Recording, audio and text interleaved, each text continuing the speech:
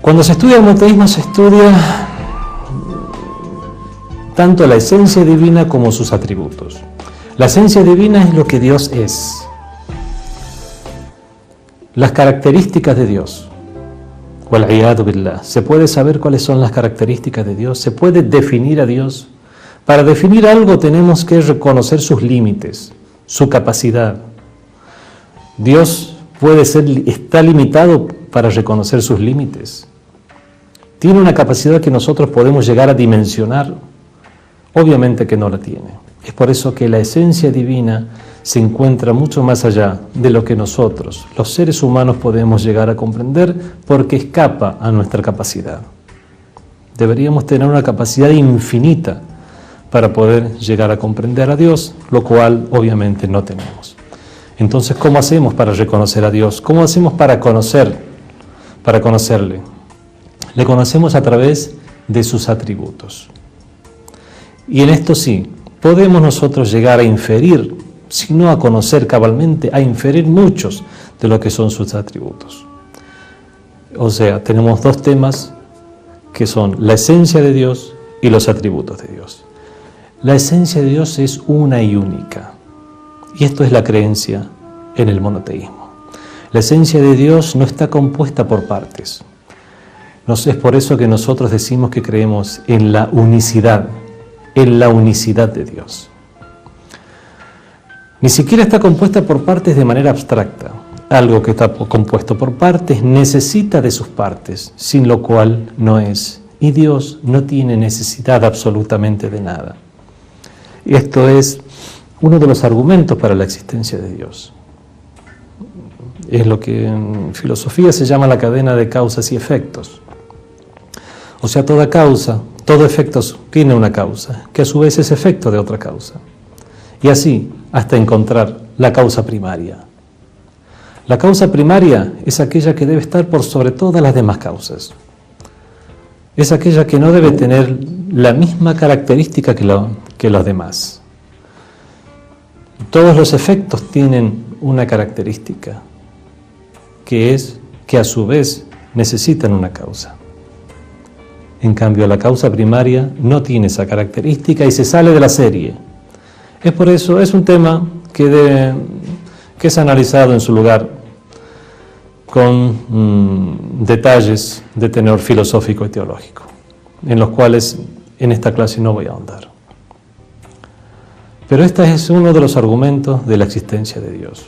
Así llegamos a la causa principal, que no necesita absolutamente de nada, porque si necesitara de algo, tendría que ser a su vez efecto de otra causa. Dios no necesita absolutamente de nada. Si Dios estuviera compuesto por partes, Dios necesitaría de esas partes. Es por eso que Dios no tiene necesidad, ni de partes existenciales, ni de partes abstractas. Dios es único. Y eso es la creencia en la unicidad de la esencia divina. Eso es at-tawhid fi dhat, la creencia en el monoteísmo, en lo que hace a la esencia divina. Los atributos de Dios. Dios tiene una serie de atributos. Todos son atributos de perfección. Atributos de perfección como la vida. Dios está vivo, pero no una vida como nosotros conocemos, no una vida como la vida orgánica, una vida en el sentido de tener una comprensión, de tener una voluntad. Es la vida por excelencia. Dios tiene voluntad, la voluntad por excelencia. Dios tiene poder, el poder por excelencia. Dios tiene sabiduría. A su vez se derivan muchos otros principios, como es la prudencia, lo que es la sapiencia divina. Sapiencia es una combinación de dos atributos, de prudencia y sabiduría. Sabiduría y prudencia es la sapiencia. Dios es el sapiente por excelencia, donde realiza las cosas en su justa medida. Otro de los atributos de Dios es el poder. Dios es todopoderoso. Nosotros, con respecto al tema, a este tipo de temas, muy fácilmente lo solucionamos con las orientaciones del profeta del Islam y las orientaciones de los imames de Ahlul Bayt. Por ejemplo, dijo el imam Ali, alayhi salam, el primero de los imames, cuando uno de sus compañeros le hizo una pregunta similar: a Dios no se le atribuye la impotencia, sino que lo que preguntaste no puede ser. Esta respuesta tiene una explicación, y obviamente personas instruidas pueden llegar a comprender esto mucho más. Cuando nosotros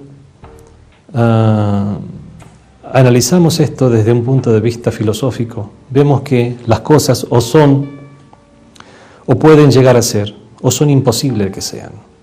Las cosas que necesariamente son es una sola: Dios. Dios es el ser necesario. Dios es. Y nadie más, ninguna otra cosa más, necesariamente debe ser. Sino que todas las demás cosas tienen la posibilidad de ser. Pueden ser o pueden no ser.